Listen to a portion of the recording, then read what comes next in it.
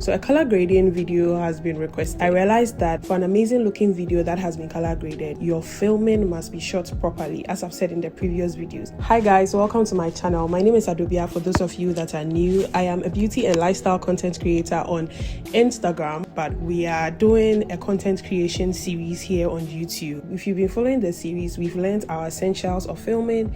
We have our beginner kit. Now you have to make sure your settings are also perfect for the kind of video that you are filming. In today's video, we are talking settings. Now, irrespective of the device you have, there are 4 things you need to check and make sure that you have fixed or set before you start filming. I'll just quickly go through that and then we'll talk about your phone settings. There are 4 main things that I want you to consider when you are setting up your camera to start filming: your resolution, your frame rate, your white balance, and your exposure.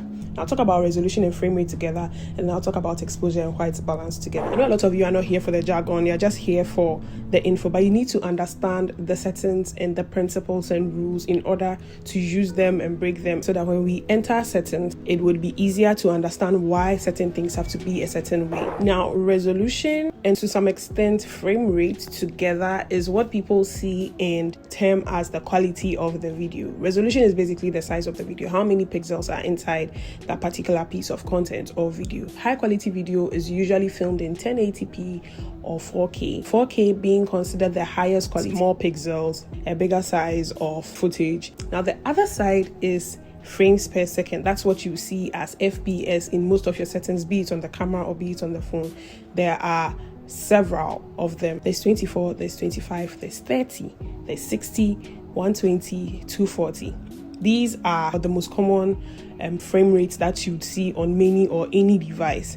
Now, 24 frames per second is industry standard, usually combined with your 1080p or your 4K. That's why you'd hear 4K 24 frames per second or 1080p 24 frames per second. 4K 24 frames per second is the industry standard for filming video, high quality video. If you want to film slow motion, the whole ball game changes. You have to film in a higher frame rate to give you a smoother, slower footage. So 60, 120, 240. Now let's move on to the next, which is exposure and white balance. Exposure is just the industry term for brightness or how bright your footage looks. And white balance makes sure that your whites look white and not yellow or green or blue. The number of things you have to take into consideration to expose your image correctly can only be controlled or manipulated manually, but with your phone, most of it is done for you automatically anyway. And with natural light especially, it's difficult controlling the exposure and the white balance. So if you can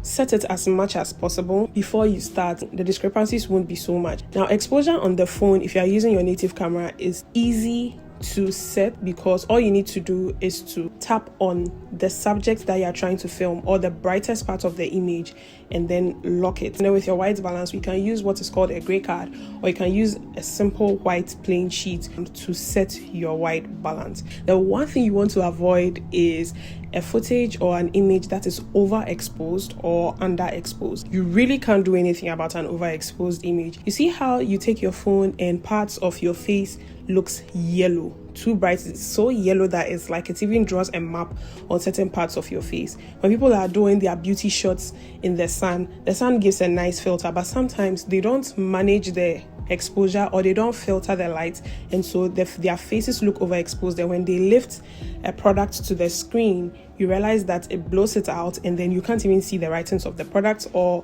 parts of their palms begin to look yellow. That is an overexposed image or footage. So that is one thing you also want to avoid, and you want to control it as much as possible so that as you keep moving your camera or moving the subject in the frame, in and out of the frame, or moving products in and out of the frame, we can see them clearly and they are not, blown out, that we can't see what we are doing, because then what's the point of the video? Guys, so there's one more thing that I wanted to add, but I wasn't sure whether I should add it, but I figured I'll just throw it in here. And if you've made it this far into the video, I want you to leave the word of the day in the comment section, and it is composition. Now, composition is basically how you frame or arrange or position the information or the subject that you're trying to film or photograph. So basically how this is done, or how you are helped in settings, is by the use of a grid.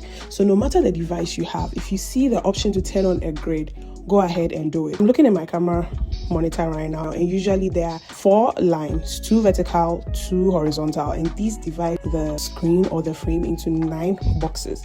If you take your iPhone and your grid function is on, you realize that immediately you open the camera, your screen is divided into 9 boxes. This helps you position subjects and people nicely in your frame. It helps with storytelling, it helps with your video looking thought through, cinematic, and not just random and amateur. So this is something that you should always consider, no matter the device you have. Maybe another word of the day should be device. My arm is hurting. I don't know how I'm going to continue doing this vlog, but I was just editing this video and it came to mind and I quickly wanted to throw it in there. And trust me, if you are a beginner, just try and master these 5 things: your composition, your resolution and frame rate, and your white balance and exposure. And these would be the foundation on which you learn and grow as a videographer with your filming and your editing. Trust me, just focus on these for now. Forget everything else that you see. It's all confusing and you're not going to figure it out in one day. So just focus on these for now and the rest would come. I am a beauty creator and my interests are very diverse. Currently, I'm reviewing a product by one of our faves, so that might be the next video. I don't know. And I'm also filming a vlog, so we have a lot going on here and I'm trying to be consistent. The next video you see in this series would be taking a look at our settings for the iPhone 11, 12, 13 and even 14. So if that sounds like something you would enjoy, don't forget to subscribe, leave a comment and a like. My arm is hurting. I'll see you in the next one.